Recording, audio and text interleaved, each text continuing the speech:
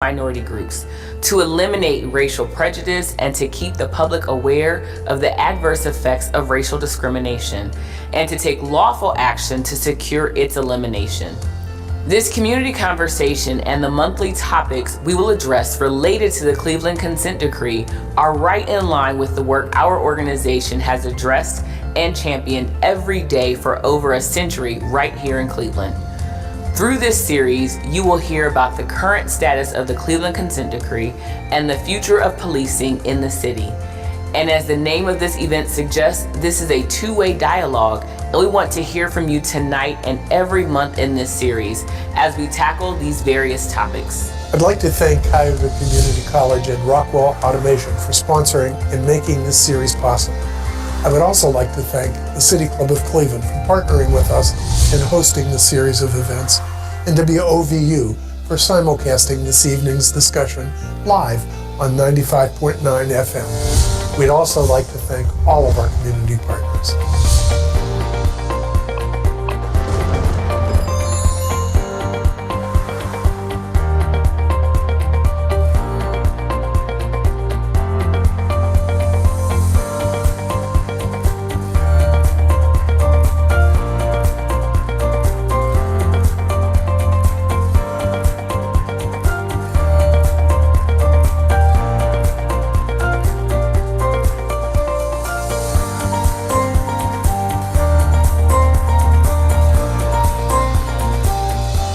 Tonight is the first of the 10-part series, and to initiate the community conversations, we will discuss the background of the Cleveland Consent Decree so that we understand its purpose. We will explore the current status of the Consent Decree, what changes have been made, and what do we see as the future in police reform. We are privileged to have as our moderator retired Cleveland Judge Ronald Adrine. The Honorable Ronald Adrian led and facilitated numerous court reforms, including special dockets to deal with drugs and mental health cases and those involving veterans. He has focused much of his career on advocating for victims of domestic violence. He established the Court Community Service Program, an alternative sentencing program that allows nonviolent offenders to pay for their crimes with community service. More than 400 local agencies have received millions of hours of work by people passing through the program. He chaired in 1994 the Ohio Commission on Racial Fairness, a group of judges appointed by the Ohio Supreme Court to identify areas of the justice system in need of reforming. Judge Adrian led the Free the Vote Coalition, an effort to inform Ohio inmates of their right to vote after they are released from prison. Judge Adrian has always been tough but fair, guided by a formula of 1 part penalty and 2 parts rehabilitation. So without further ado, I am honored to introduce tonight's conversation moderator, retired Judge Ronald Adrine.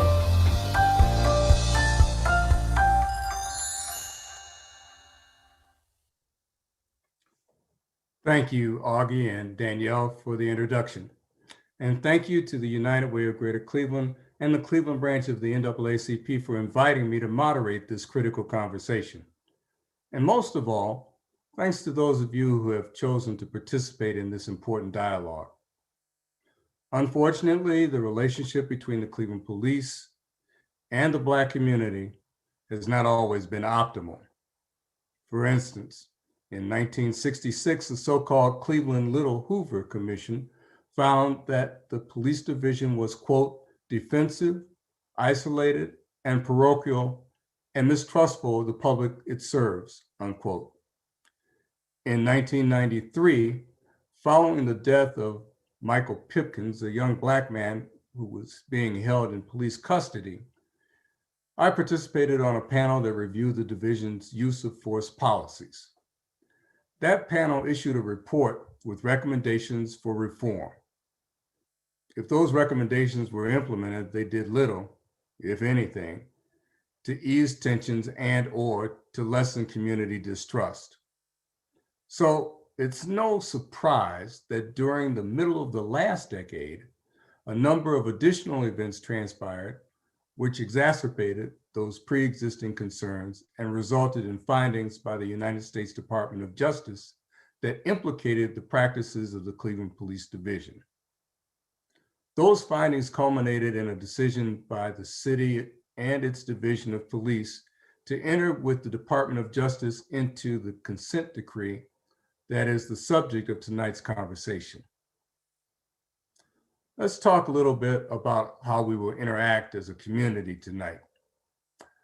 I will be moderating our panel of experts and pausing from time to time to respond to questions from you, our Zoom and listening audiences. There will be public question and answer segments where questions from the community will be heard and shared with our esteemed panel. You can start asking your general questions at any time during this evening's program. If you are on the Zoom meeting, use the chat feature to post your messages and your questions. If you're listening on either Facebook Live or on our WOVU 95.9 FM broadcast, you can text your questions to 216-307-5632. In either case, we ask that you pose questions rather than make statements, and that you make sure that your questions are respectful so that they will forward the dialogue. Our purpose is to illuminate and clarify exactly why the consent decree was deemed necessary, what the document attempts to accomplish, how its goals are being implemented, and lastly, but most importantly, to what degree this initiative is meeting with success. It is our desire to make sure that you leave this conversation more informed than when you came. Therefore, we will make every possible effort and attempt to address your questions before we close. Our time is limited, however, and there is the possibility that we may run out of time. Should that happen, please remember that this is just the first of 10 segments that the United Way and the NAACP will hold over the course of this year. There will be plenty of other opportunities for you to get an answer to any question that we don't get to tonight. Let me kick off our session then by briefly introducing our panelists for tonight. First, we have from the city of Cleveland, Chief Williams. Chief Calvin D. Williams, is currently the Chief of Police for the city of Cleveland. He began his career with the Cleveland Division of Police in 1986. He was appointed as the city's 40th Chief of Police in 2014. Accompanying him from the city tonight is Law Director Barbara Langhenry. Director Langhenry has represented the city of Cleveland as a lawyer in the law department since 1990, and she was appointed to be the law director in 2011. From the consent decree monitoring team, we have Cleveland Police Monitor Hassan Aden. Chief Aden serves as the monitor overseeing the Cleveland Police Monitoring Team and is the deputy monitor for the city of Baltimore's consent decree as well. Accompanying him from the monitoring team is Deputy Monitor Aisha Hardaway. Professor Hardaway currently serves as Deputy Monitor of the Cleveland Police Monitoring Team and is also the Director of Case Western Reserve University's School of Law, Social Justice Law Center, and the co-director of the university's Social Justice Institute. From the Cleveland Community Police Commission this evening, we have Executive Director Jason Goodrick. Mr. Goodrick is a native Clevelander and has served as Executive Director of the Cleveland Community Police Commission since 2017. And finally, but probably most importantly, from the community itself, we have the president of the Cleveland branch of the NAACP, Danielle Sidnor. Ms. Sidnor is the founder and CEO of We Win Strategies Group, a firm dedicated to working with a diverse array of stakeholders to create win-win outcomes for individuals, organizations, and communities.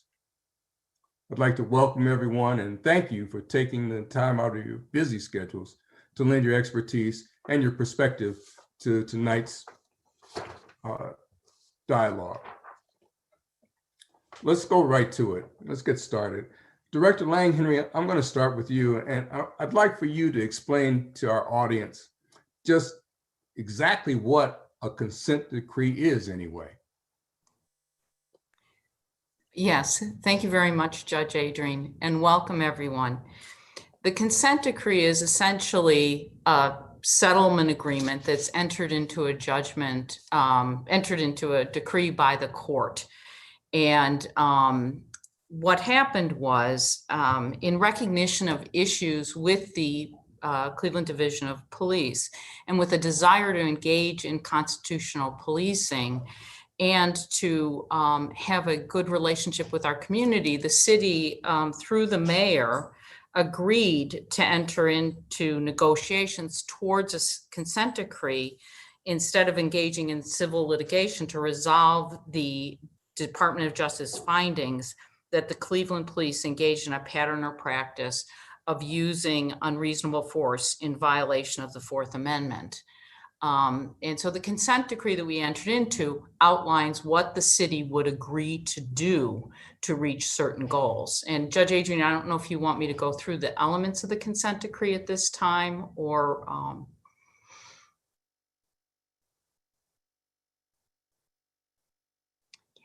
Just briefly, Barbara, if you could just give a thumbnail as to the top elements of the decree. Sure, I'll try not to be tedious, but I think that it's important to understand what's in this document. It's 103 pages long and includes 462 paragraphs.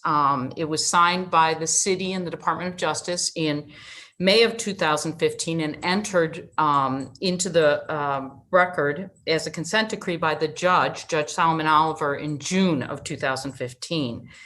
And it terminates upon the city's substantial and effective compliance with its material requirements.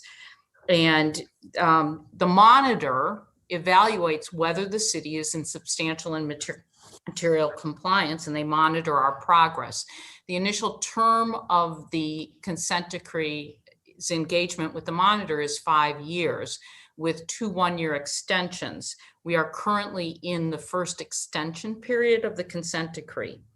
The decree itself was designed to ensure constitutional policing, particularly in the use of force, search and seizure, and crisis intervention, and to foster a strong relationship with the police and the community to improve community trust through outreach, transparency, and accountability. So broadly, there are 3 main areas that the consent decree addresses: use of force. Officers, as you know, are allowed to use force to do their jobs, but they must strive to use only the amount of force objectively reasonable as necessary to control a person. The other subject is crisis intervention, and this is how the police interact with people who are in a crisis situation, primarily mental health incidents, and stop searches and seizures. And this was an area where the Department of Justice did not issue any findings against the city concerning stop searches and seizures, but the city agreed to revise its policies, provide additional training, reporting, and enhance their data collection in this area. So in order to address those 3 subjects, the consent decree does that through increased community engagement, policy review and revision, accountability and additional and enhanced internal review and oversight, enhanced data collection and an analysis of equipment and personnel needs, along with revised and new training. So for community engagement, we created the Cleveland Police Commission to provide a formal way for the city to get advice from the community. And we'll be talking about the Community Police Commission later in this presentation in the process, but they have a mandate to engage with the community and to engage with the police. Further community engagement measures, we agreed to enhance existing district policing commissions. In each district, citizens generally meet with the police, with the district commander, and we agreed to enhance those existing commissions. We also agreed to implement a community and problem-oriented policing plan to include using methods and strategies to improve public safety and crime prevention through community engagement, training that promotes development of problem-solving partnerships with the community, and cultural competence and sensitivity. We also established a mental health advisory board made up of representatives from the community who work in that area to foster relationships and better support between the police and the community and mental health providers. We conduct community surveys under the direction of the monitor every 2 years of the consent decree. And we agreed to provide more transparency through providing certain information to the public, audits, reports, outcome analysis given to the police commission, posting of policies, procedures, training plans, etc. And then we also agreed to enhance our recruitment efforts with the police. For policy review and revisions, we had existing policies, but we went through all of our policies, particularly use of force reporting, use of force investigation, crisis intervention work, discipline, where we designed a disciplinary matrix, bias-free policing policies, and search and seizure policies. And that work is pretty much completed. We would revise our policies with the assistance of the Department of Justice, and the monitor and the judge approves those policies. In addition to that, we get input on those policies from the Police Commission. In particular, the search and seizure policy, we work very closely with the Police Commission when we revise those policies. The other way to address those things was accountability and enhanced internal review. We agreed to address some issues in the Office of Professional Standards and Police Review Board by increasing staffing, having tracking mechanisms, which included a procedures manual, and then the timeliness of our investigations. We agreed to address all of those. We made changes to how the use of force is investigated. Every use of force must be reported, and depending on the level of that use of force, it gets a different kind of investigation. We established a revamped force investigation team and established a force review board to review the work of those investigation teams to provide another level of oversight. And we also hired a civilian internal affairs supervisor. The internal affairs generally is the unit in the police division that investigates police misconduct. We also revamped internal affairs to ensure that the allegations of officer and misconduct are investigated fully, fairly, and efficiently, and that officers who engage in misconduct are held accountable. In addition to that, we agreed to establish and hire an inspector general. An inspector general is kind of like an auditor of police policies and procedures. That person reviews policies, audits compliance with those policies, conducts investigations, analyzes trends, develops recommendations for policy and training reform, analyzes the Office of Professional Standards investigations, collects and analyzes discipline to assess trends and determine whether discipline is consistent and fair. The other way we are working to achieve goals through the consent decree is we agreed to enhanced data collection. This is a transparency issue as well as a way for us to determine areas that may need concern and to determine areas where there have been successes. We hired a data collection coordinator. There's new data collection and analysis for stops, searches, and seizures, data collection and analysis for use of force, for crisis intervention activities, and for our community policing initiatives. We are collecting data on the interactions of the police with the community during their regular shifts. Data collection regarding recruitment, training, and data collection protocol and plan for evaluating the outcomes. In addition to that, we agreed to evaluate our equipment and personnel needs. So we upgraded our computer-aided dispatch system, instituted an inventory management system, provided for in-car reporting, which aids with data collection, Director, and evaluated all of our staffing needs and the deployment of the staff. And then finally, the consent decree provides for revised and new training to achieve our goals. And the training is in all of the areas that are a focus of the consent decree. So that's kind of a thumbnail view of what's in the consent decree. I know it's a lot, and I hated to bump into you, but we've got 5 other people that I want to make sure get an opportunity to be heard. But thank you for that overview. It just kind of shows the extent to which the city and the Department of Justice took a look at this entire issue. Let me move on to Attorney Brennan with the U.S. Attorney's Office.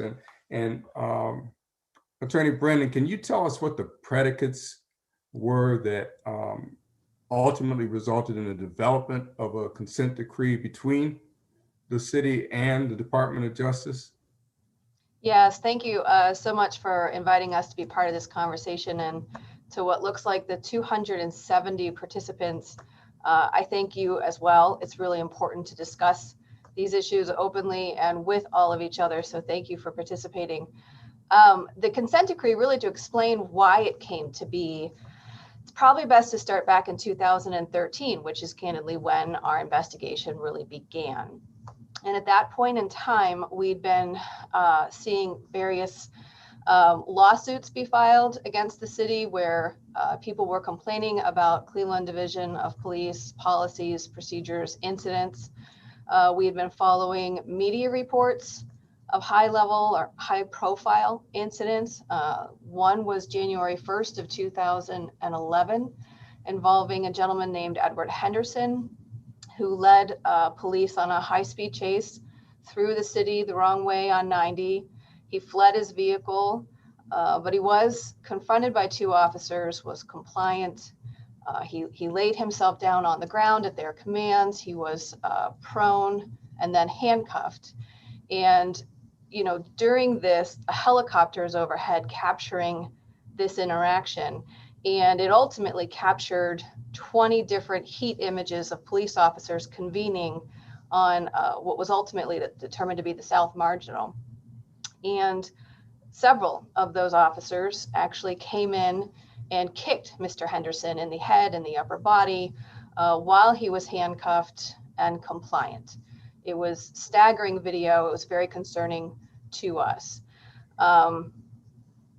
About a year later, November 29th of 2012, we know, actually almost 2 years later, we all know about the incident involving Timothy Russell and Melissa Williams, the 137 shots that were fired. But ultimately what caught our attention was that then Ohio Attorney General Dewine, after BCI's conclusion of that investigation, indicated that it was their opinion that there were systemic failures within the Cleveland Division of Police. And then we also had individual complaints from community stakeholders and religious leaders, just saying generally there was a real divide between the community and the Division of Police at the time. And so with that backdrop, our office and prosecutors with the Special Litigation Unit in the Department of Justice, they work mostly from DC, began what turned out to be an 18-month investigation. And our authority for this is actually in the United States Code. It's section 14141. And it essentially says that, the federal government, the Department of Justice, can bring a lawsuit, can commence an action if it determines that there is a pattern and practice of unconstitutional policing. And so that was what our investigation was trying to determine. So to that end, two remarkable prosecutors, trial attorneys here in our office, Michelle Heyer and Heather Vollison, and then attorneys out of DC, worked tirelessly, hundreds of interviews, community leaders, patrol officers, command staff with the Cleveland Division of Police, religious leaders, reviewed more than 600 use of force reports over a 3-year period. I think approximately 500 non-lethal use of force reports over the same time period. And it was the determination of our office and our partners in DC that there was a pattern and practice of unconstitutional policing. And so ultimately there was a findings letter signed by our office and Mayor Jackson. It was signed December 4th of 2014 that essentially laid out the findings that Director Lang Henry summarized for all of us. Okay, thank you. Appreciate that. That kind of gives us some context about how we find ourselves where we are. I think we're at a point where instead of going to the next panelist, this might be a good place for me to introduce Peter Witt and ask Peter if there are any questions that have come in from the community that we can pose to the panel. Yes. Anyway, hello, panel and everyone. I appreciate being a part of this, experience. So I do have a question from the community in terms of violence, and forgive me, I'm looking at my chat as they're coming through. But the one question is regarding this is, do you believe that actions taken to address the consent decree have led to material improvements in the life of citizens or visitors in Cleveland? If so, can you provide a concrete example? So that is one question that has come through so far. Okay. I can repeat that if I need to. Yeah, repeat it again. Yeah, and I'll slow down here. So do you believe that actions taken to address the consent decree have led to material improvements in the life of citizens or visitors in Cleveland? ? And then it says, if so, can you provide a concrete example? Okay. Let me throw that out to the panel at large, but I think I'm going to specifically ask that Ms. Sidnor speak to it from the standpoint of what she's hearing from the street, and then somebody in the system itself can respond. Ms. Sidnor? Absolutely.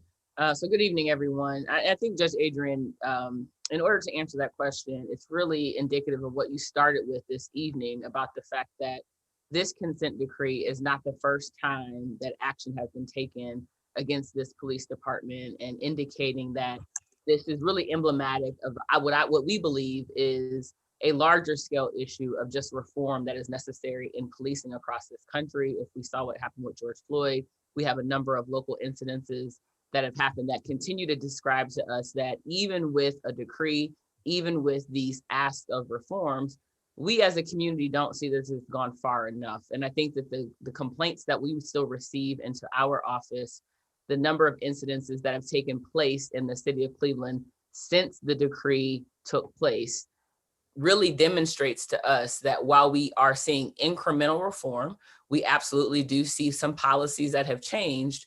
We still, as a community, believe that we need to see more reform. And that's why conversations like this are so important, because the community is a really large part of helping the department to get to the place that they need to be. Thank you. Chief, what does it look like from your standpoint? Well, thanks, Judge. I want to thank the NAACP and of course, United Way for having us tonight for this conversation. But to get right to the crux of the question, I do believe there has been substantial improvements to the way we do business here as a police agency here in the city of Cleveland. I'm just going to go to some of the reality right now. Our uses of force are down. Our uses of deadly force are down. Our complaints are down. and our injuries to both officers and citizens are down. Specifically, use of force, deadly force from 2011 through 2014 averaged about 20 a year, 20 per year. Some years we had 23, some years we had 21. If you look at our uses of deadly force from 2015 through 2020, we average approximately 4 per year. So we decreased that from 20 a year to 4 a year. Our uses of non-deadly force are also down. In 2018, the consent decree mandated that we implement counting of what's called pistol point, or drawing your weapon and pointing it at somebody, to categorize that as a level 1 use of force.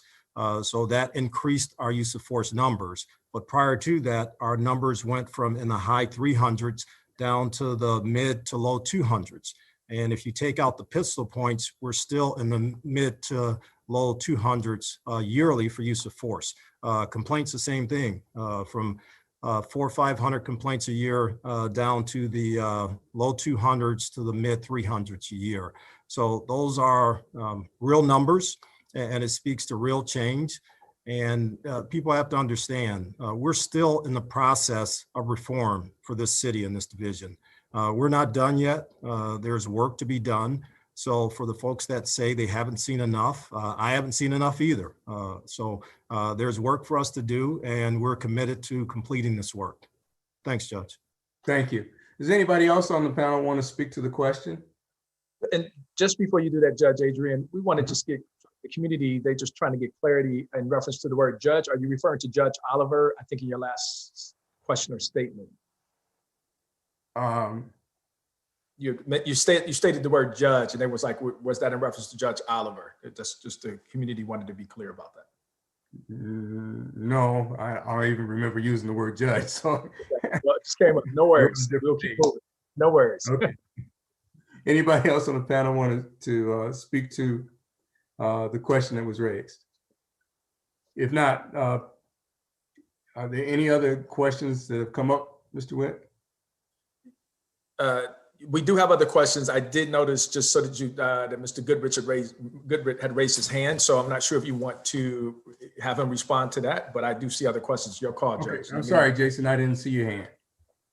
That's okay. Can everybody hear me? Yes, sir. Thanks. Thank you to all the organizations for inviting the commission to be part of this conversation. The Police Commission, for those of you who don't know, is a volunteer group.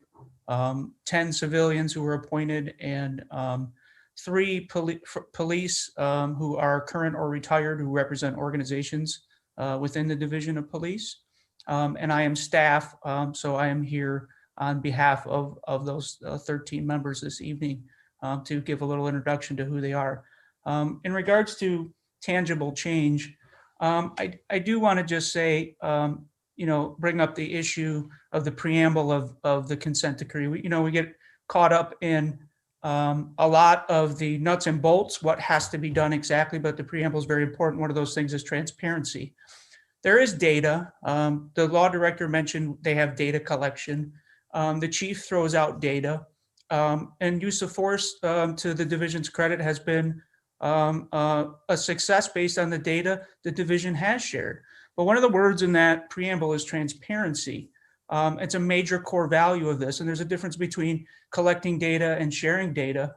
And I think it's very difficult to ascertain, other than through stories, where exactly we are in the consent decree without good, transparent data that's accessible. So I think Scene Magazine just recently initiated a lawsuit against the Cleveland Division of Police for not sharing use of force reports, which is quite a significant part of the consent decree, and and it allows community members to see contradictory data that the city is putting out there and the division is putting out there, which is very important. The division has also stood their ground pretty hard, where they have blocked or flat out denied some of the important requests from the Cleveland Community Police Commission when it comes to data and access to data, so that, while they'll provide some things, we're looking for the raw ability to look at data from a perspective that the community members would like to see it, not just what the division is saying it should be in C. And so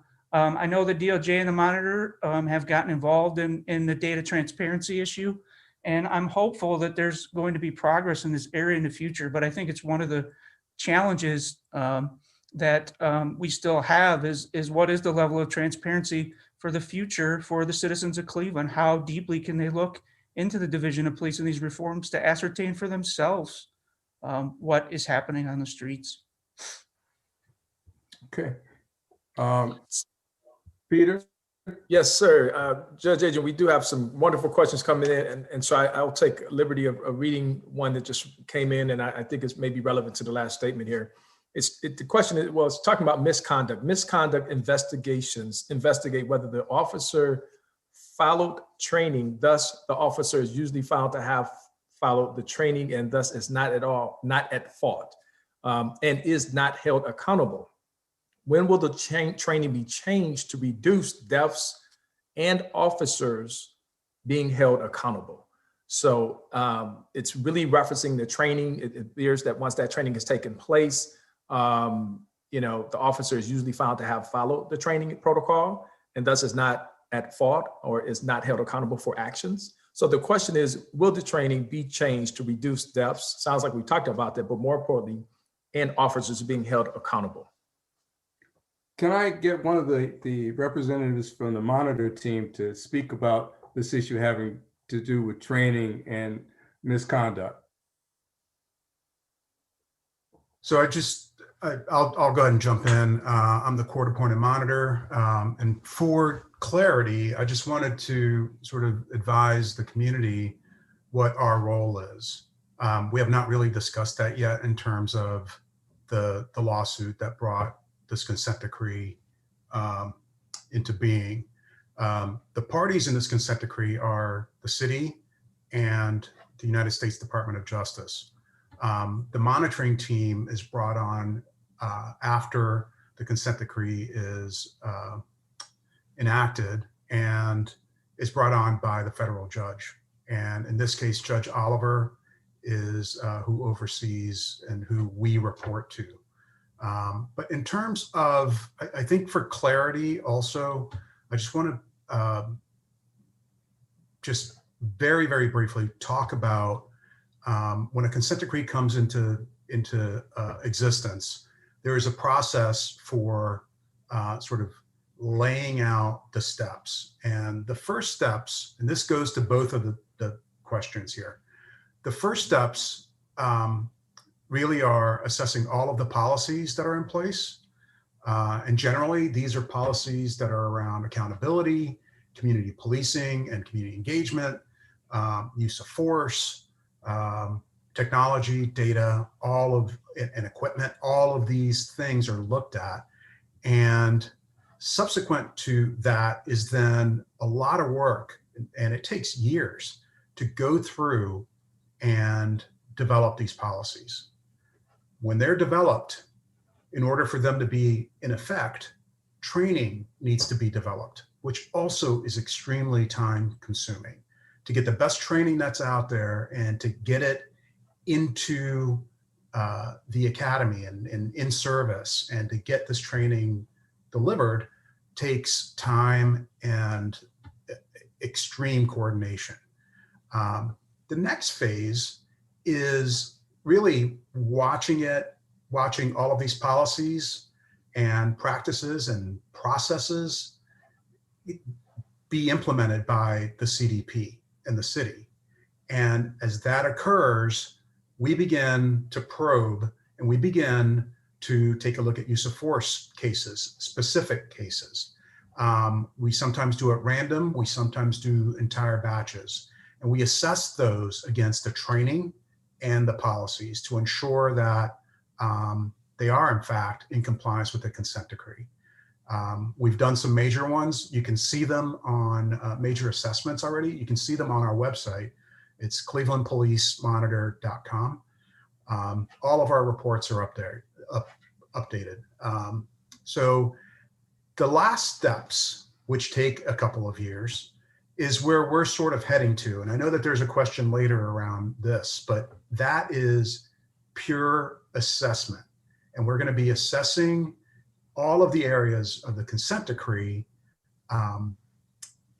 with regard to making sure that they are in compliance, but that it's also in practice, so that it's not just checking off the box and they're in compliance while we're here, but we're checking to make sure that if Chief Williams leaves, when we dissolve the consent decree and we leave, these things are in the culture of the CDP. So it's not just looking at data and saying, yeah, they're doing this now and checking it off. It's making sure that it's in the DNA of the CDP and the city. So would you say, Chief, that over the course of the 5 years that there's been an increased level of accountability that the department has recognized as a result of all the actions that have taken consistent with the consent decree and the desire to change the culture? Most definitely. Most definitely, there's been an increase in accountability, both from the investigations that Internal Affairs does, but also the Office of Professional Standards, which investigates civilian complaints that come in. So both have upped their game, and it's largely due to training, policies, selection of personnel to serve in these very, very critical roles. And, you know, again, as the consent decree matures, it's sort of, it's creating an environment where these things are solidifying into the practice of the CDP. So in the area of accountability, we're seeing progress. There is still, I mean, even as Chief Williams has said, there is a lot of work to be done. But from when we started this process to where we are today, there is a lot of work that has netted systems, processes, policies, and capacity in the CDP to comply with the consent decree and be able to deliver police services that the community deserves. How satisfied are you with the transparency that Mr. Goodrick was speaking about? I mean, I think that there are always ways to improve that, and it's a work in progress. I will say that there are areas that we would like to see improved with regard to data sharing. And I mean, I'll give you an example. If you go and look for a Cleveland policy right now, a Cleveland police policy on the city website or on the consent decree website, embedded in the city website, it's very difficult to find a specific policy. What you'll find is you'll find one PDF that has, you know, hundreds of pages with all of the policies listed in there. The city and the CDP have agreed to work with us, and we have a work group to really sort of peel back all the layers. So the average citizen can actually go to one place, find whatever policy that they're interested in, and click that one policy. They can download it. They can, it's very basic transparency. And it's not unique to Cleveland. A lot of police departments do this for ease. They put everything in a PDF, throw it up, and say that, you know, it's accessible to the public, although it's very hard to navigate. But once we find these things and we work with the city on it, they're agreeable. And some of them are on the margins of the consent decree. They're not necessarily within the four corners of the decree, but we point it out to them as something that's necessary to continue to gain the public trust and continue to gain footing to become what they want to become, which the CDP states very clearly they want to become one of the best police departments in the country. And we're here to help them do that with this consent decree. Okay. Peter, we've got about maybe 2-3 minutes. Sure. Back to the panel. Are there any questions that you see that might lend themselves to that kind of time frame? Yeah, yes, I think so. I think I want to, there's one question that's come up and I have a second one if possible. Let me just send this first one out because it's around transparency. It may have been answered. Community organization called Surge they say they have unsuccessfully attempted to monitor use of force incidents of the Cleveland Division of Police. Why has the division failed to provide use of force incidents? This may have been responded to, but I wanted to call that out as we were talking about transparency and communication. Should I repeat the question? Yeah, that might be useful. Sure. Surge has unsuccessfully attempted to monitor use of force incidents of the Cleveland Division of Police. Why has the division failed to provide use of force incidents? Is anybody on either the commission or the monitor or the police department in a position to know what's going on with surge? Judge, this is Chief Williams. I don't specifically know of any requests from Surge about use of force, but I don't think the question is clear as to exactly what are they asking for as far as monitoring use of force incidents. So that would have to be something that would be clarified, and we definitely respond to that.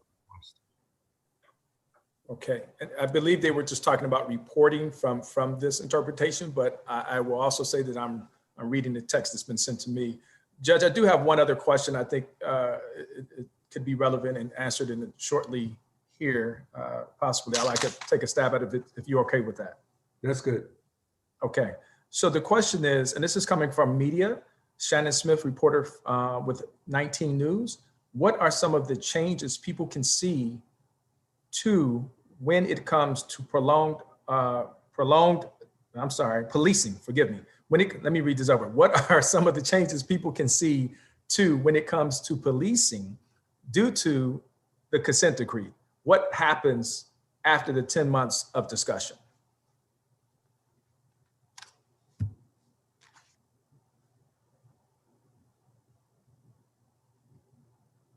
Anybody want to take that on?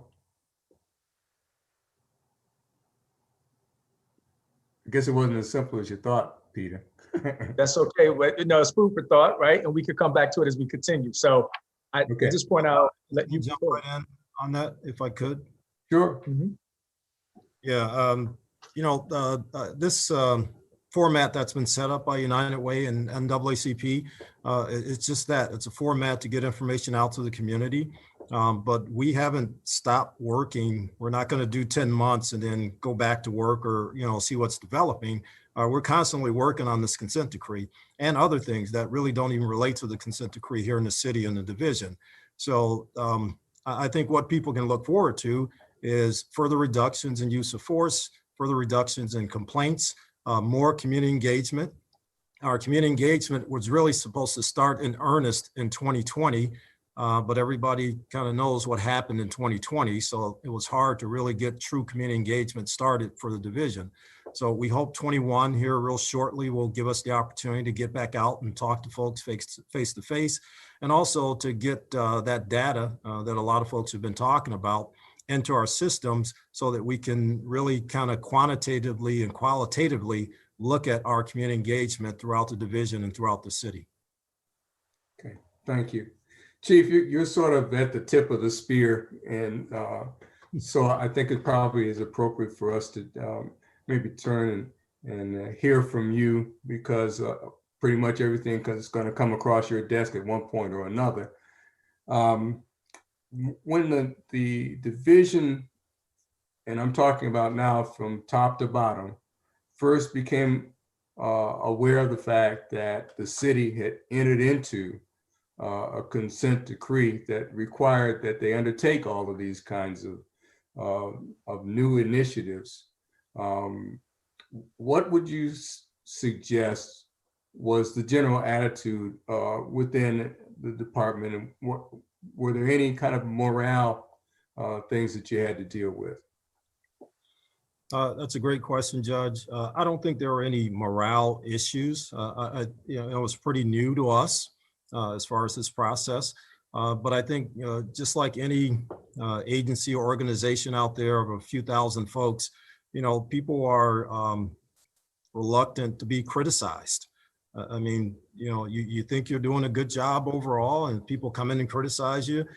Sometimes that's a hard pill to swallow, but we swallowed, and we swallowed hard. When the findings letter initially came out in December of 14, we accepted that findings letter, not in totality, because we thought there were a lot of things in there that we were accused of doing that we didn't do. But there were a lot of things in there that we were guilty of doing. So we accepted the letter in its totality, and we embarked upon this process of putting together a consent decree that would address all the issues that not only Department of Justice, but that our community had complaints about. And as Chief Aden said earlier, my commitment back in 2014 and 15 was to make this the best police division in the country, bar none. And I think we've done a lot of work towards that. But again, there's still a lot of work to do. And I think this helps us a lot because hopefully there are people on this call and on the future sessions here going forward in 21 that will come forward and work with the division and with our partners on making this consent decree what it should be and on making this the best division in the country. What would you say, as you look back over the course of the last 5 years, was the greatest challenge to implementation of the consent decree that you had to address? Judge, that's a great question. Of course, with a document of this size, the director talked about the 103 pages, the 200 plus paragraphs that all have to be addressed. For me, the biggest, I think, challenge is the time that it actually takes to really get something done that's sustaining. It takes time to review policy. It takes time to actually research best practices and things like that to come up with a better policy. It takes time to go out to the community to see what they think about what you're coming up with. It takes time to actually draft that policy, get it approved, and then it takes time, once it's approved, to write the curriculum, to get the training out to the guys and girls that have to actually implement this stuff on the field. And it takes time to now go back and see if that training is really doing what it's supposed to do. So for me, it's just that time factor of getting the things done. I know that you've spoken on a number of occasions about your level of pride in the community and problem-oriented policing model that's being developed by your division. You want to talk a little bit about how that fits within the rubric of the consent decree? Well, the consent decree, like the director went over, I put it in 7 different categories. The main categories, I start with community engagement as one of the first and foremost categories in getting things done. And then there's use of force, crisis intervention, there's search and seizure, accountability. And I also add a 7th category to that, and that's that training that has to be done to our division members. But our CPOP, which we call it, which has been categorized as, I think that's the most important part of this consent decree, getting the public involved, hearing from the public, and having the citizens of this city actually have a hand in how policing is done, how issues are solved throughout the city. And I've said from the beginning, even before we developed CPOP, we wanted to do a program called CPR, community respect, community professionalism and respect. When I go talk to our members, I tell them I only require 2 things, professionalism and respect for our community. And if we can get those 2 things done, then a lot of this other stuff kind of goes away. So the CPOP plan is just that. It's developed to make sure our community has a hand and a voice in all the things that happen related to how our community is policed. And I think it's a great start to getting to where we need to be. Okay. So as you've rolled this out over time, have any of the areas that you've undertaken caused you any level of disappointment where you thought that there was more progress that could have and should have been made than what you actually experienced? Honestly, Judge, all of them. I mean, we're always looking to get better and better. I cited some of the stats of use of force. We want those to be 0, but unfortunately we live in an urban area and there's going to be force used. So I want zero uses of force, but if we have force, which happens in an urban area, I want that force to be used to be, we have three standards for it. That is necessary, is proportional, and the constitutional standard of being objectively reasonable. If our officers meet those standards on uses of force, then we're okay. And then we add a third standard, de-escalation. We have to make sure that we try to de-escalate as much as possible before there is a use of force. And in a lot of cases, majority of the cases that we see here in the division, that happens to an extensive degree before any force is used. And I like to say that our officers used to run from call to call to call. Prior to this, we tell them, take your time on each call so that you can get the things done so that we can resolve that call in a peaceful manner. Okay. Thank you. Director Goodrick, can I come to you at this point and have you just give a quick overview of exactly what the function of the Community Police Commission is and who's on it? I think you already actually told us who's on it, but can you tell us a little bit about exactly what it's supposed to accomplish? Sure. So the Community Police Commission is supposed to be there to help the division build a relationship with the residents of the city of Cleveland and the people who come to work in the city of Cleveland, anybody who can be affected by policing by the Cleveland Division of Police. It's a novel thing in Cleveland, and like all novel things, it sounds easy on paper, but as we're 6 years in, we're finding out it's not always rainbows and butterflies when you're trying to put community input into policing that has never had community input really at this level. So the Cleveland Division of Police has had community engagement since the beginning of existence in one form or another, but this is a little bit different. What the commission does is bring community voice into policy. So this is the world that the police have to live in, is their policy. So the way we handle that is the model that we've gone to that's been working really well is, if we take a problem, or if the chief were to call us and ask us to work on a problem on the division's behalf, what we would do is we would take that to the community at large and ask them, hey, let's put all of our collective brains together and solve this issue and bring the chief some good feedback and suggestions that can work on the streets. And at times we've had large groups work on this in big community meetings, and other times it's been small groups. So if it's a very technical issue, like search and seizure was, we brought in some of the best legal experts and legal minds in the city of Cleveland to work on helping make the search and seizure policy the best that it can be, using their expertise to bring that to the chief. And the one thing I'll say about it is the model is exceptional in the way that it works, because it's people willing to do this with their own time. So the civilians here, some of them would be paid extraordinary amount of money to lend this expertise. And here they are volunteering time and energy into working on police policy for free. So, in other environments, the public sector, corporations would pay top dollar to get this level of a think tank to help solve problems. And I think through the past 5 years, the quality of that has really increased. And there's really some great recommendations that have been made across that time period, from search and seizure, bias-free policing. We worked with the division to help develop their first youth interaction policy, which is a giant leap forward. And I will say, to the division's credit, they went above and beyond the consent decree to develop with the community through us a policy that specifically deals with youth. We know that the 26-year-olds and below have the greatest contact with the police, and for the division to take that extra step and say, we're going to spell out how that relationship is supposed to go in the future.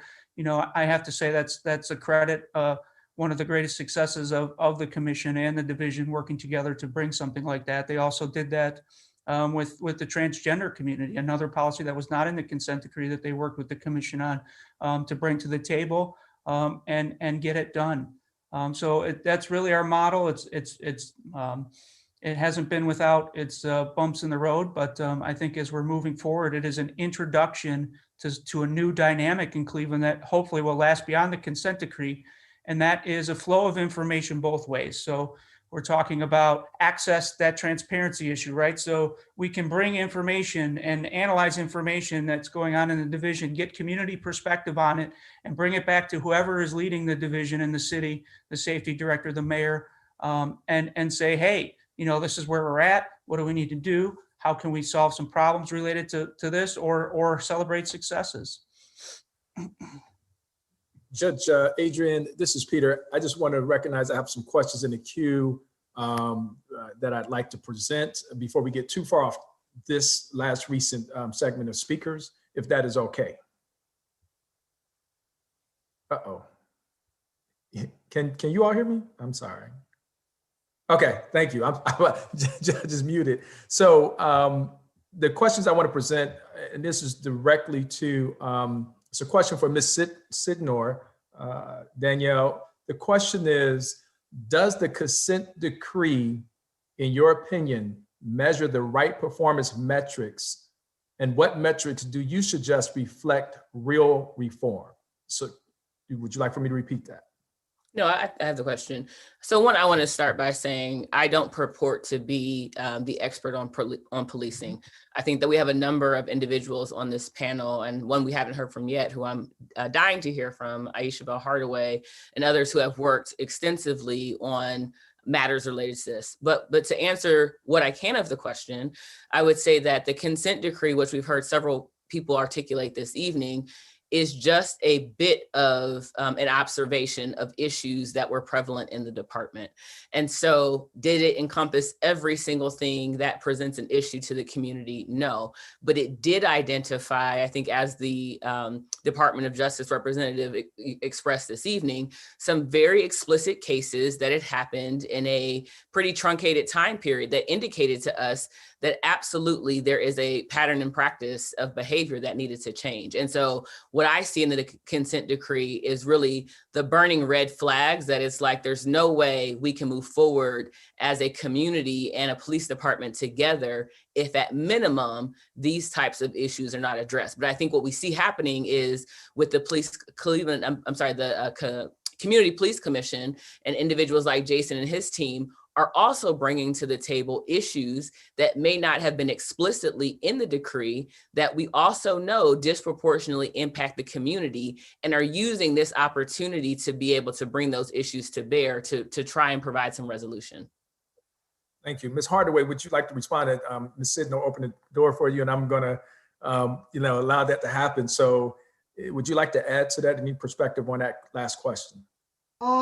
Actually, no, and I recognize that I haven't spoken yet. I absolutely am willing to. I think she has answered the question that was directed to her just fine. Sure. So Judge Adrian, one other question. I want to really direct this to Chief Williams. It was directed towards you, Mr. Chief Williams. And I think it's an important question to ask. I think you can validate this or not. The question read, per Chief Williams' point about starting community engagement in 2020, why would community engagement start 5 years after the consent decree? So I just want you to either confirm or clarify for the public. Sure, that's a great question. I answered the question to Judge Adrine earlier about the biggest challenge, and I said it was time.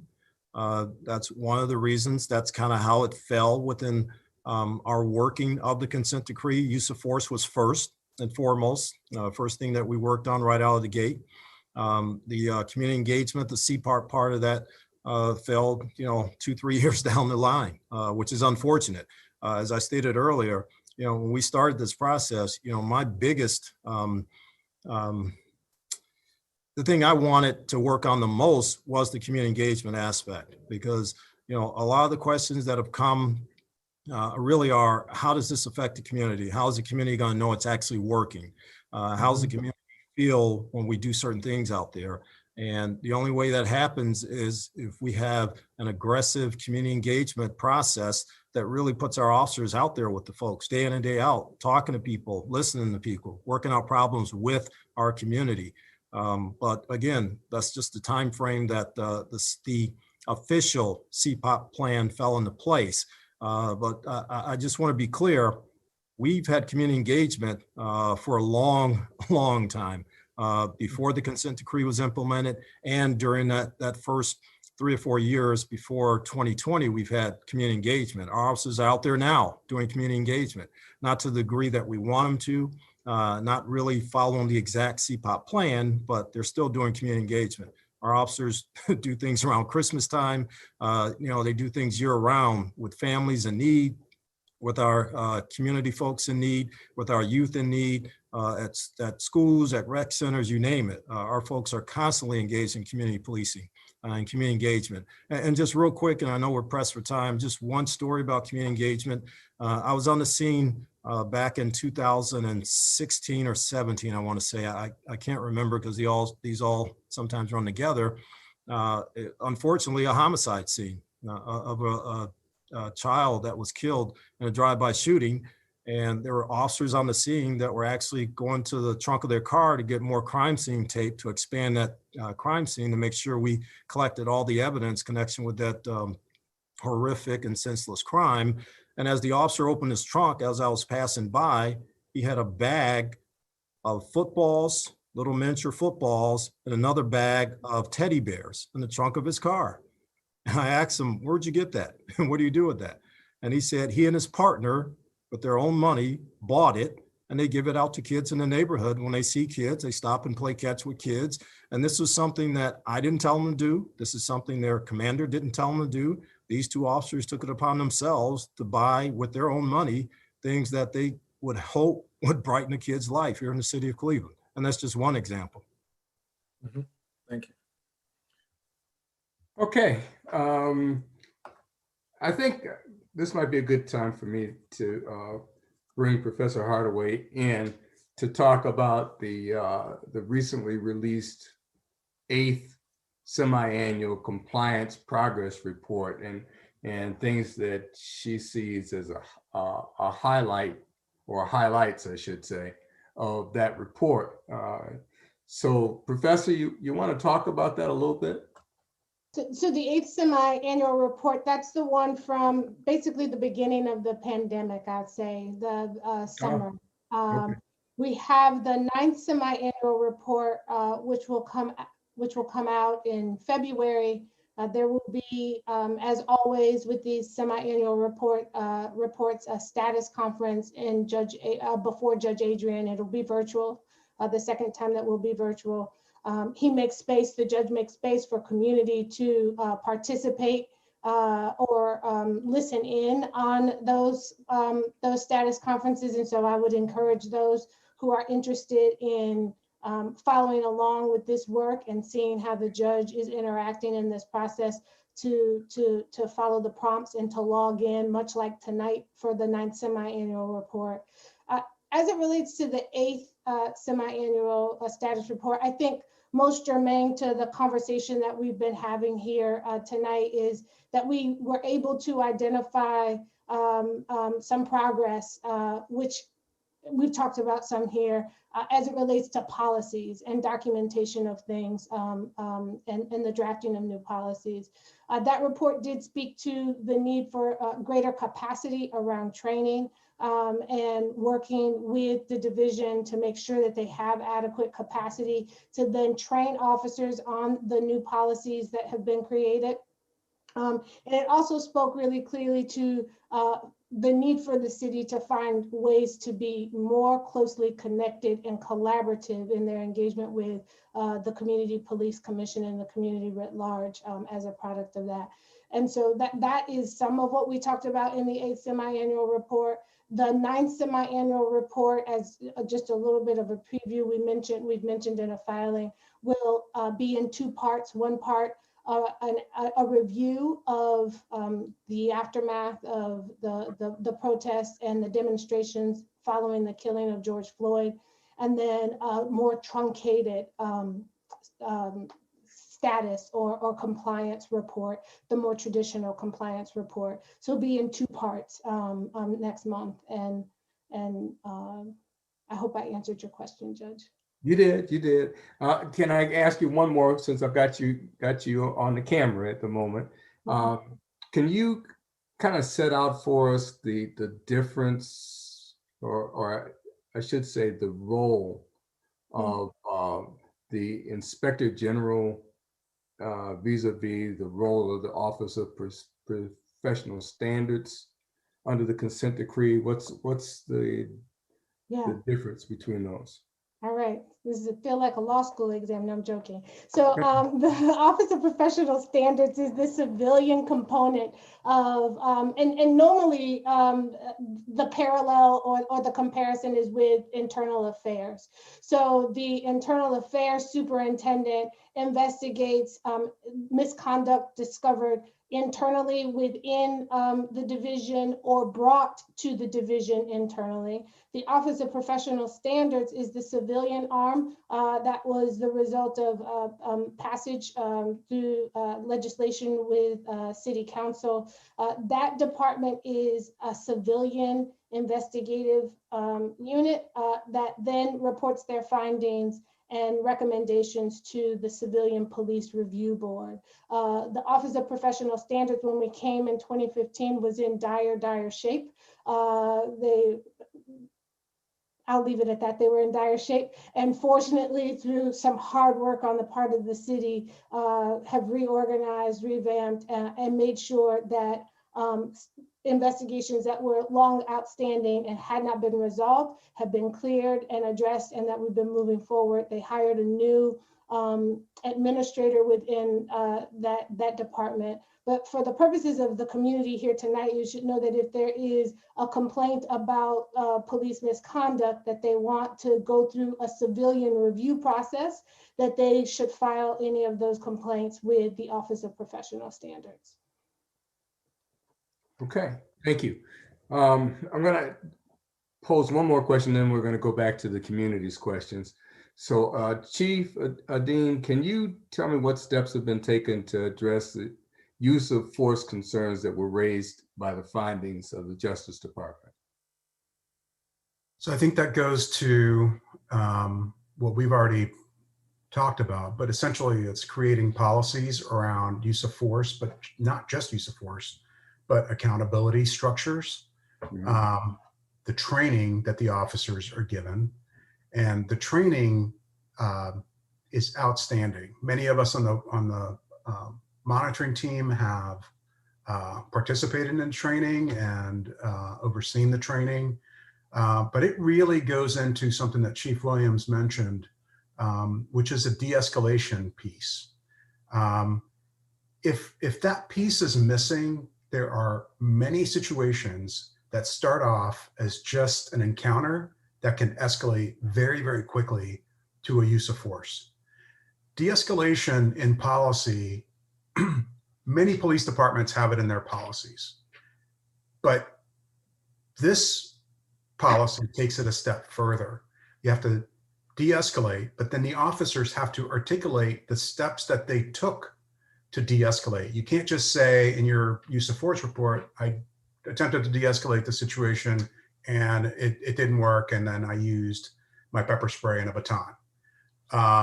You have to specifically talk about what those efforts are.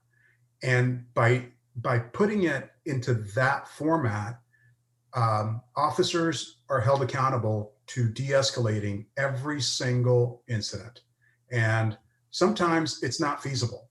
There are incidents where things are moving so fast, de-escalation is not possible. But in the cases where de-escalation is possible, those cases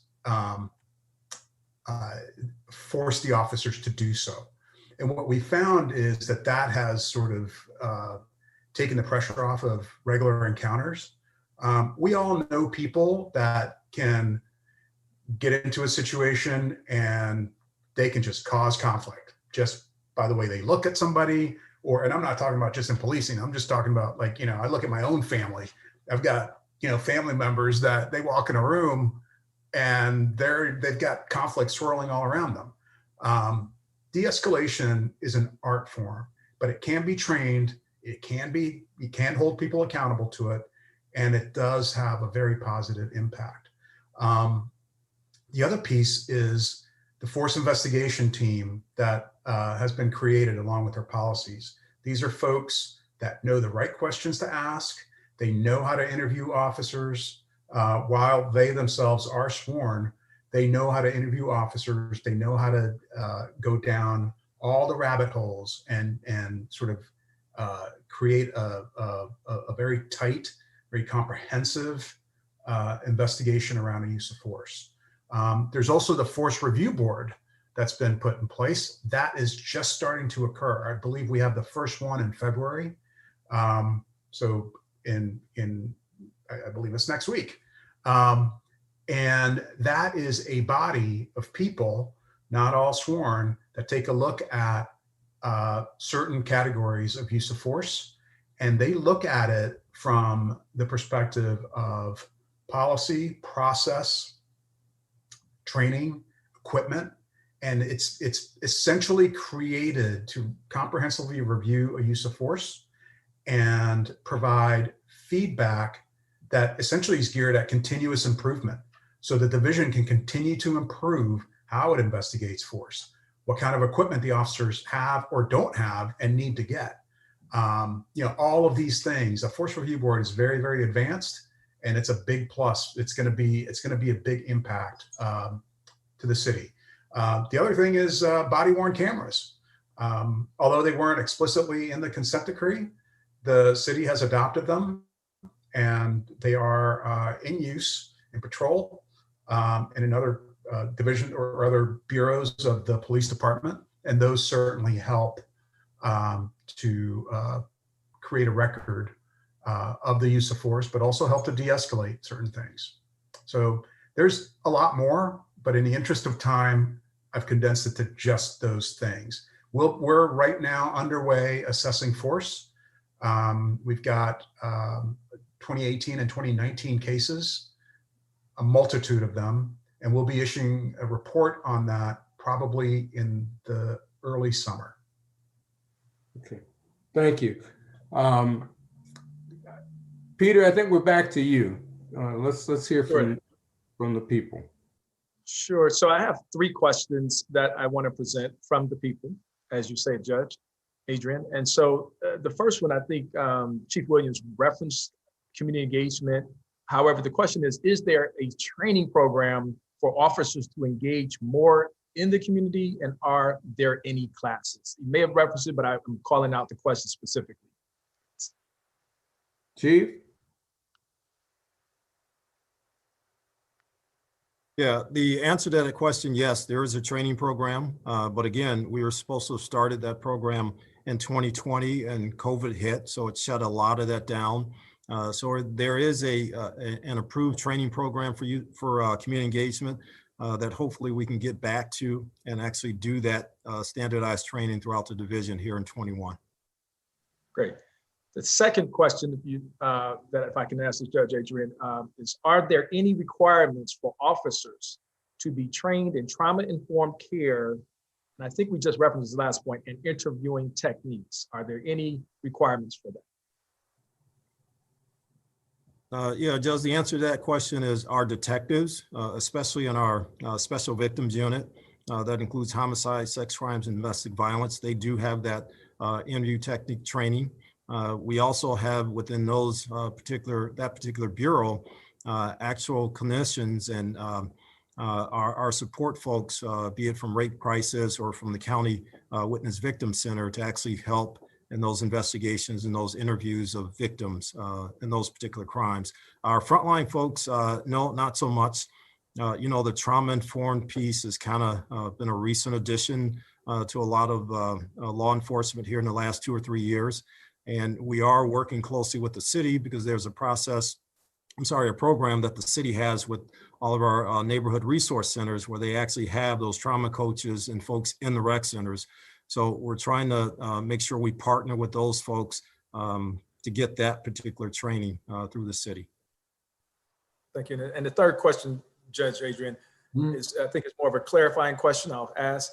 Cuyahoga Metropolitan Housing Authority, Regional Transit Authority, Cleveland Clinic, and other police units operating within city limits are not covered by the consent decree. And it's like correct. So they're just wondering if that's the correct understanding of the coverage of the consent decree.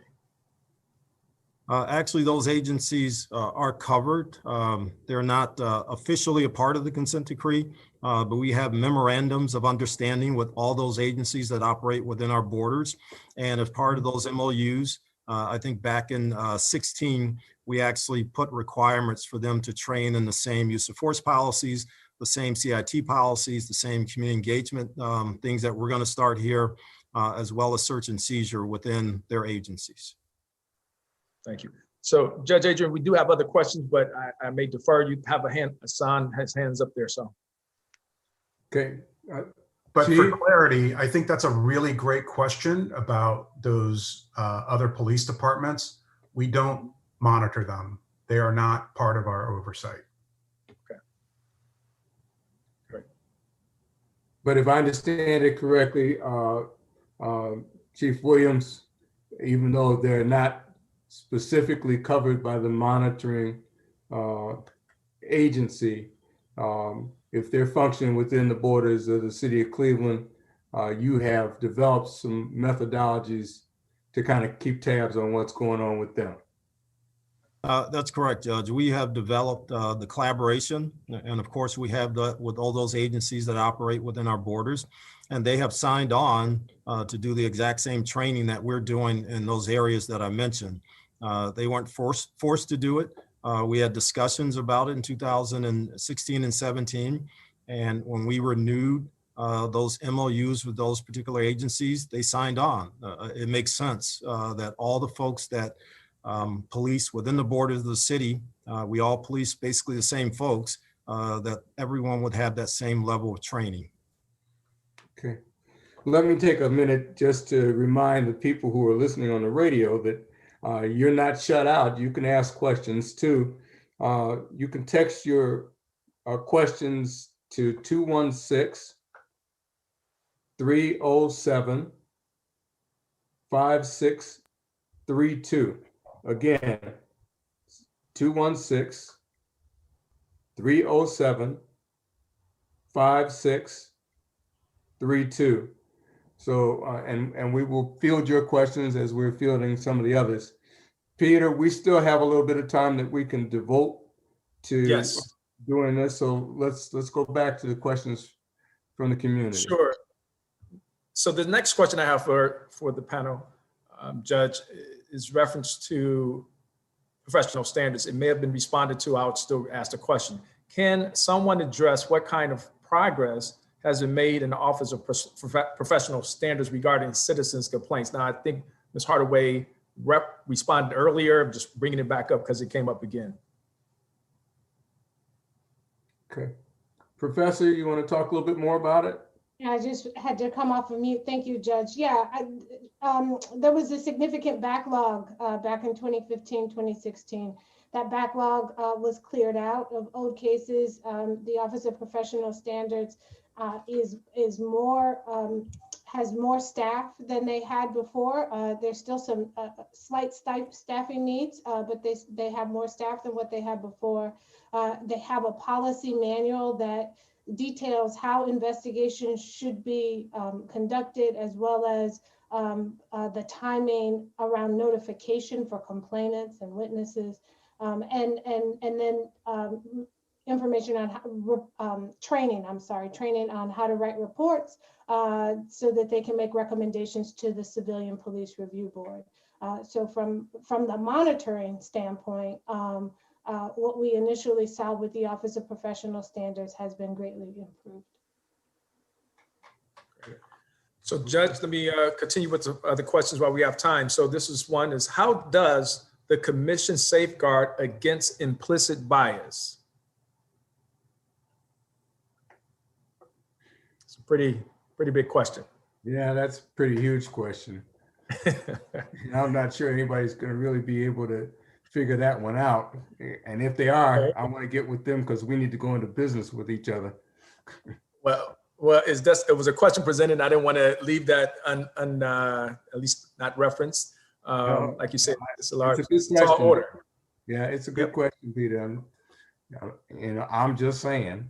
But does anybody want to talk about what steps are being taken to try to address implicit bias within the force?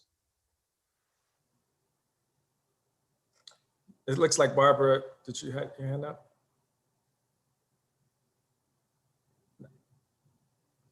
See? The consent decree does address bias, and there are provisions for policies on bias-free.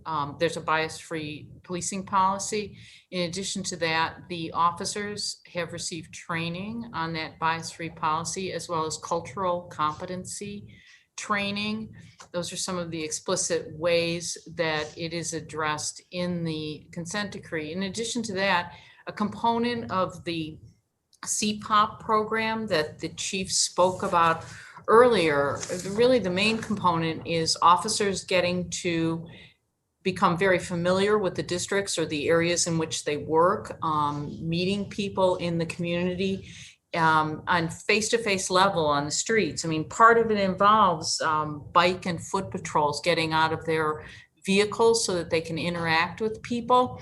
And that kind of personal engagement and knowledge of a community hopefully also will try to wear away at some of the biases people may bring to their work. Those are some of the ways that it's addressed in the consent decree. Director Goodrick, let me just give you the opportunity maybe to speak to the whole question of bias-free practices mandated under the consent decree and what your perspective is as to how that's working for the department. Sure. I'd be, and again, I'm, this is aggregate of a lot of the community feedback that we get. The community has deep concerns about bias. We know this. Going back to the DOJ investigations, it's one of the most frequently cited items in our community meetings over a period of time. When we look at the data from our minutes over 5 years, people still to this day have deep questions about bias-free training, and it's how it works its way down to the officer level. Lots of different opinions on how to do it, but I want to circle back to what we started with, and that's history, right? So, I think the community still comes to us with a lot of concerns about history, because in any relationship, when it's complex, like the one between the Cleveland Division of Police and the community it serves, you just like a marriage or a friendship, you can't just say, well, history doesn't matter, right? We can't just skip over that. One of the things the community brings to us a lot is when the DOJ did their investigation, racism wasn't mentioned in there.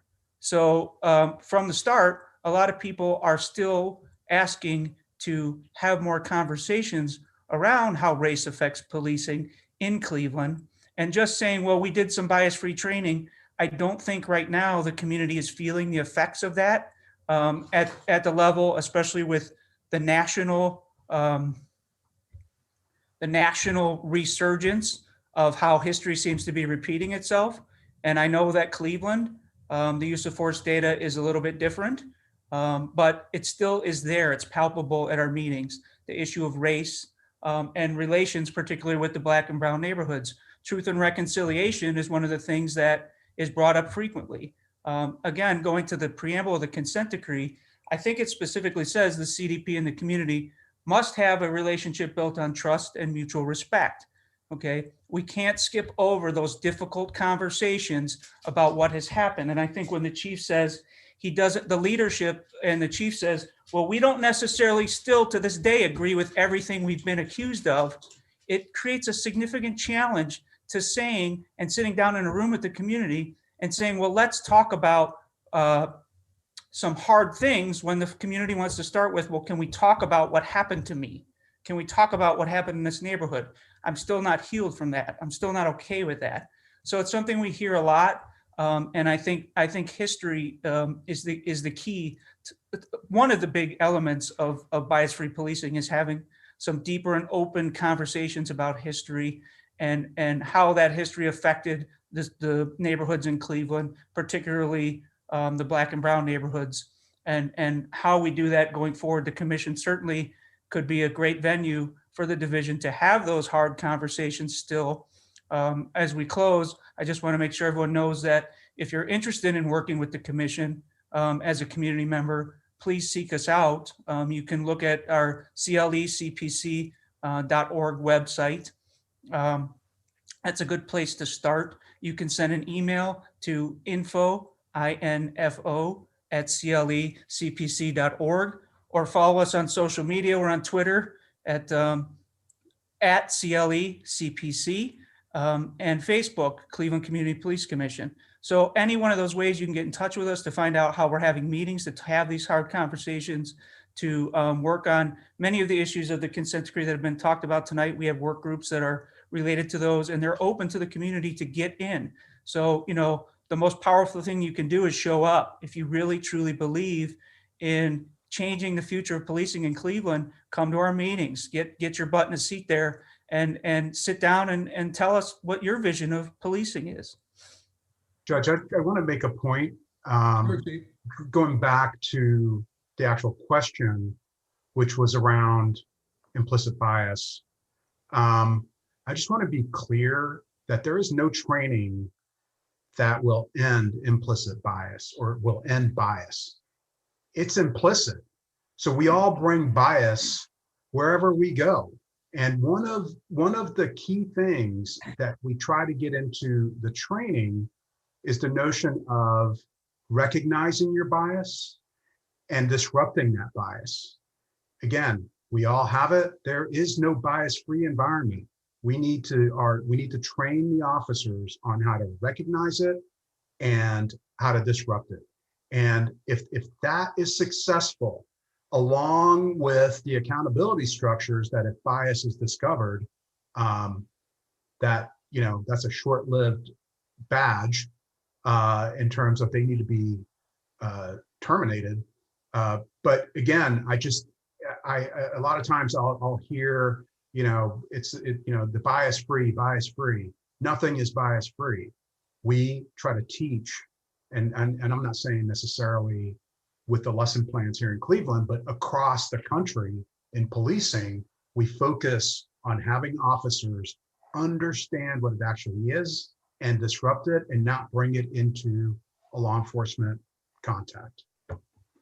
Judge, I would like to add in, just as you asked that question about bias, one of the things that struck me this evening, I think we can't help but also acknowledge the difference in response that we saw to protesters in Cleveland from insurrectionists at the Capitol this past January. And so when we look at this conversation about bias, and even a comment that Chief Williams made this evening, there's generally a belief that in urban communities, you're going to have to use some level of force.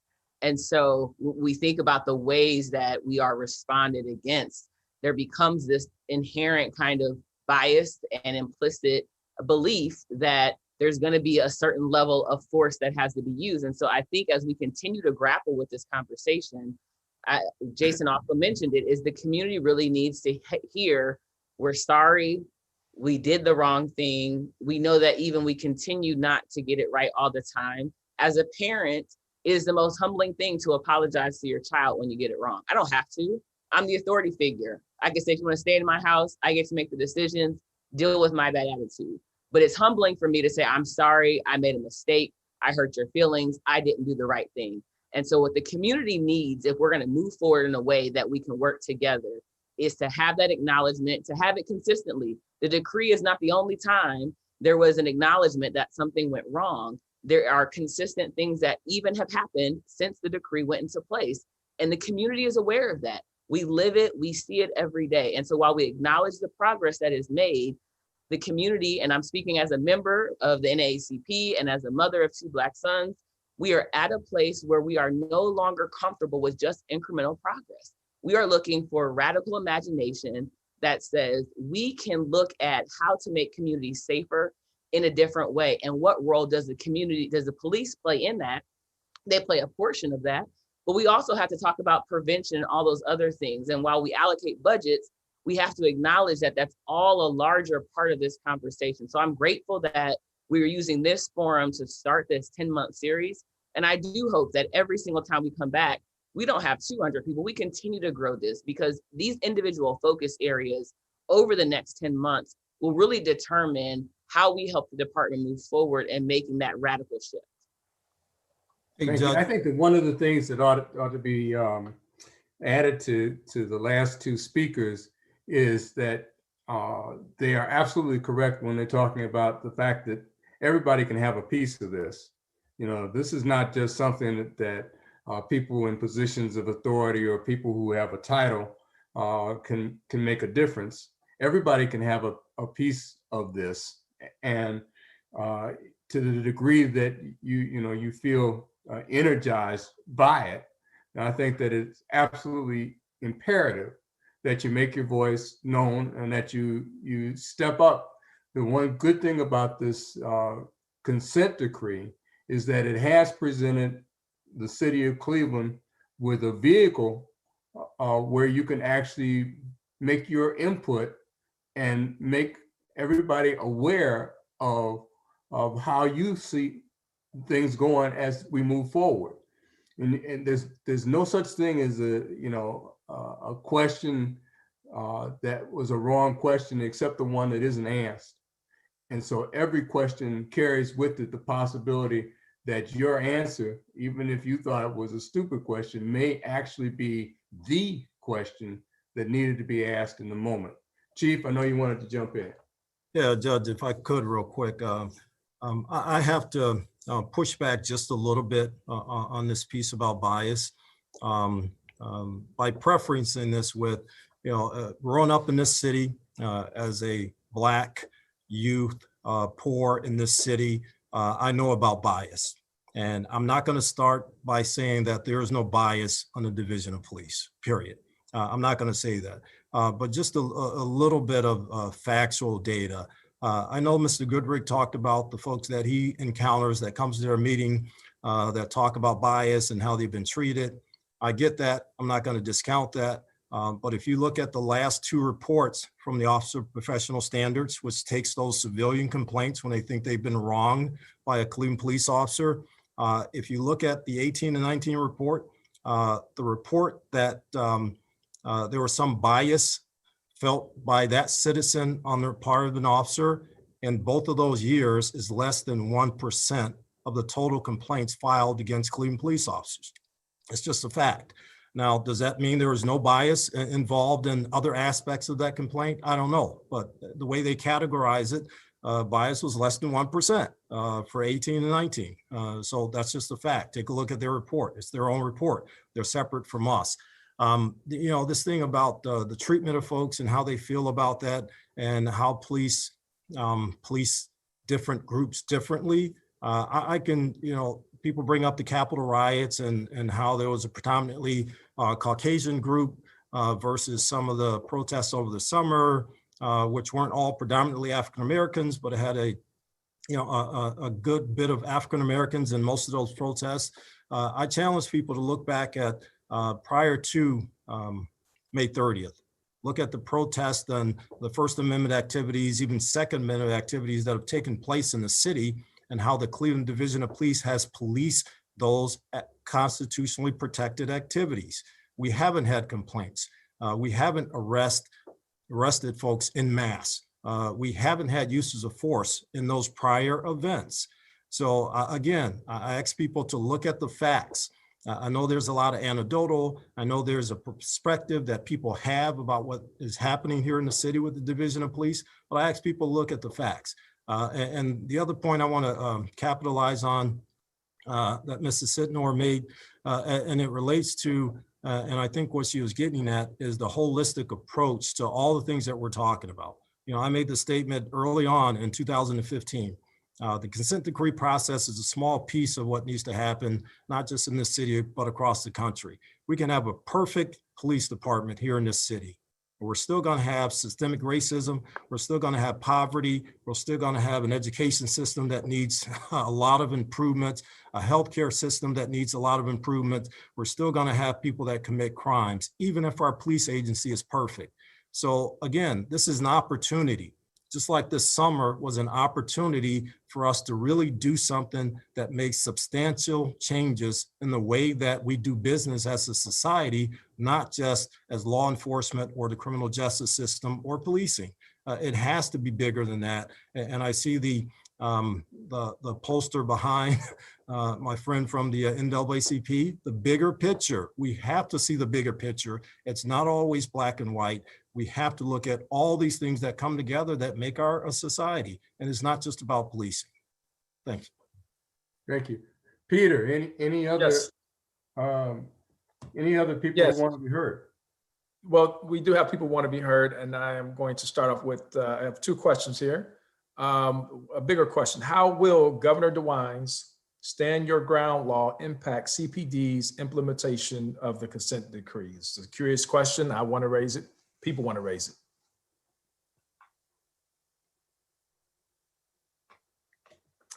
Any takers? Yeah, I'm here. Sorry about that. I don't think it really affects how the division does its job. That stand your ground law is really something of the after effects of an incident. It's that defense that a person is going to use that is used, quote unquote, deadly force to protect themselves. As far as enforcement, I mean, we're going to enforce the laws as they're written. But again, that part of that particular bill that was passed really speaks to the after effects in that criminal justice process, which happens after that use of force. Okay, great. Let me go to the next question. Does the consent decree strive to address qualified immunity for officers?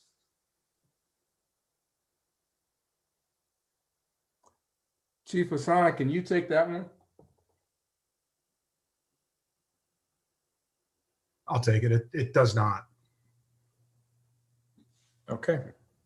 You know, I guess that people ought to understand that qualified immunity is more of a judicial affect than it is a police affect. You make a determination as to whether or not someone had qualified immunity again after the fact, and after it has been raised because of the fact that an officer is either looking at criminal prosecution or there's been some civil case brought where the officer wants to allege that they don't have to be held accountable because they were immune in some kind of qualified way.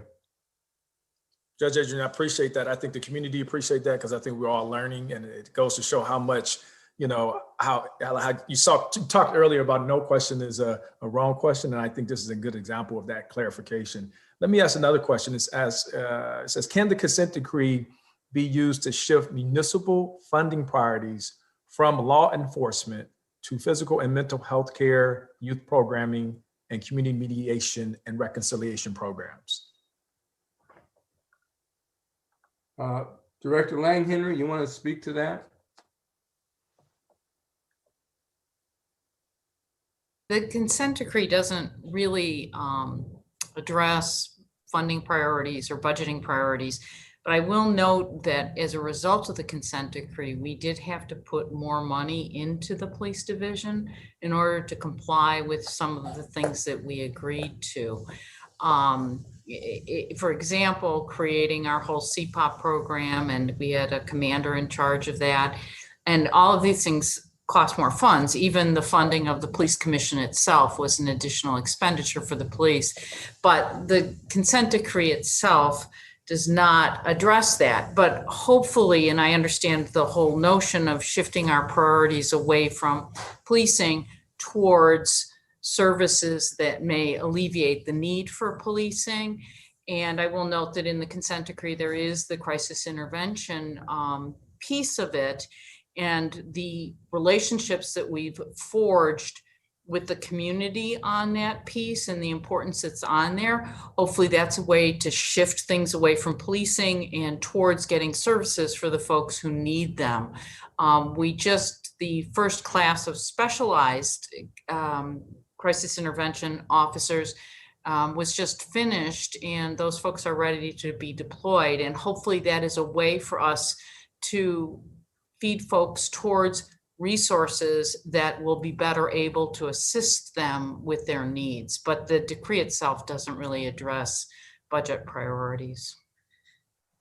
Okay, thank you. I have two quick things I'd like to do before we call it a night, and I know we're under a little bit of time pressure, but the first is to say that I think we'd be remiss if we didn't ask Attorney Brennan to at least speak to the current status of the Tamir Rice case, if whether or not that case is completely over, or whether there are still some things that can still be pursued, and what kind of community reaction did the U.S. Attorney's Office see after the decision was made to close that out?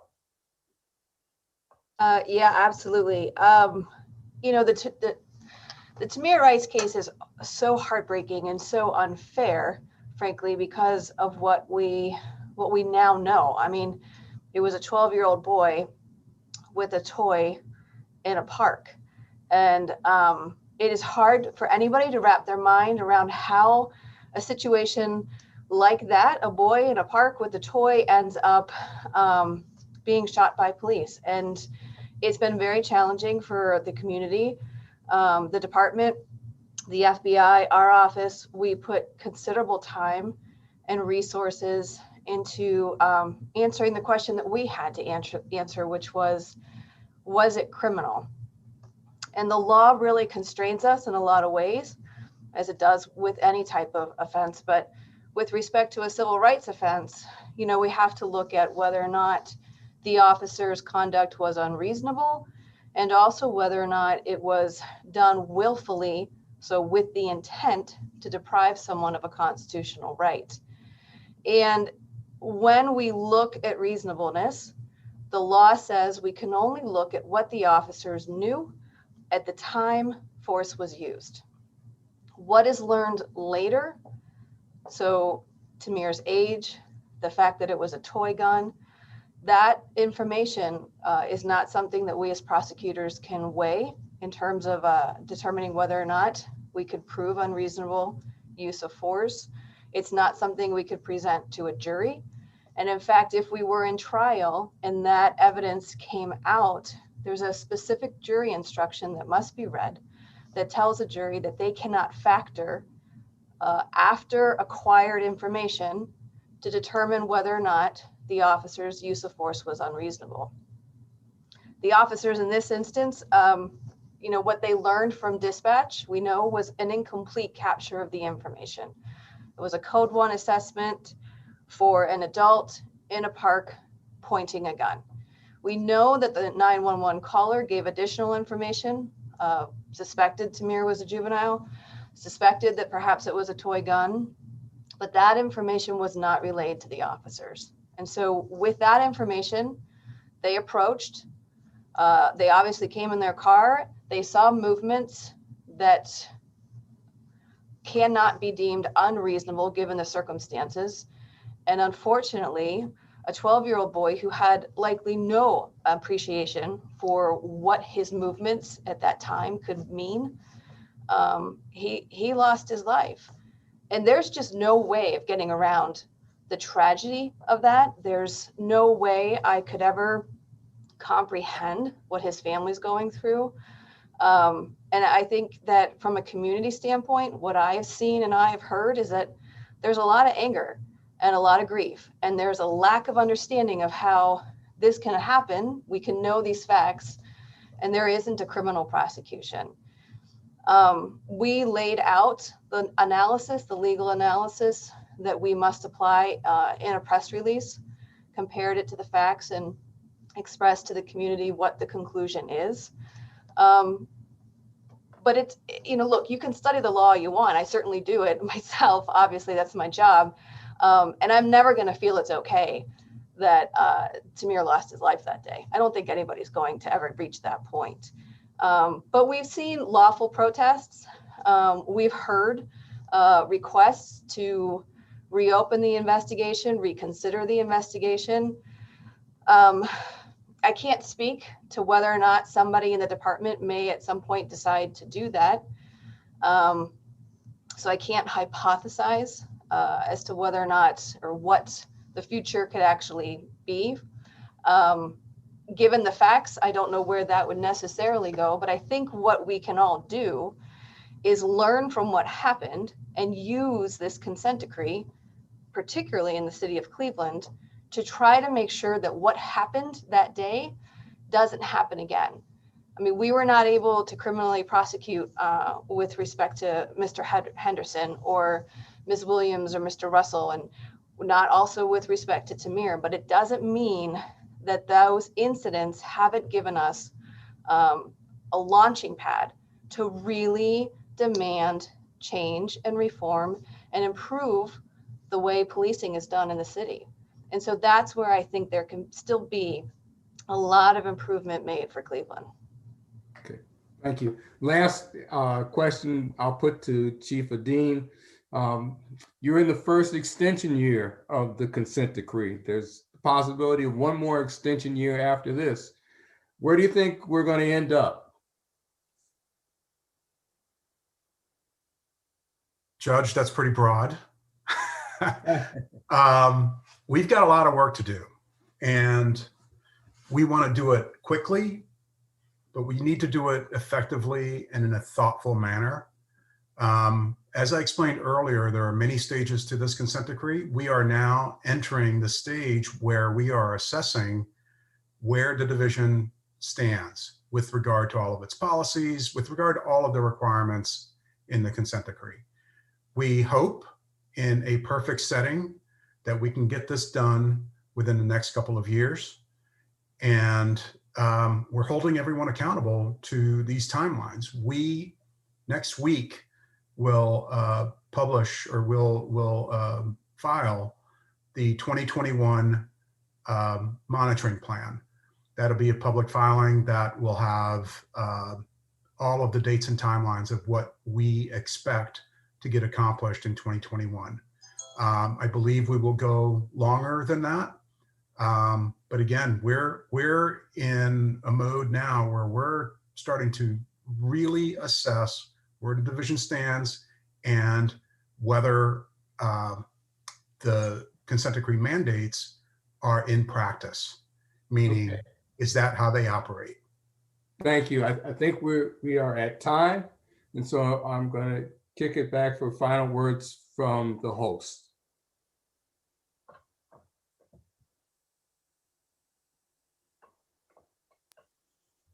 I would like to thank Judge Ronald Adrine for moderating this evening's community conversation.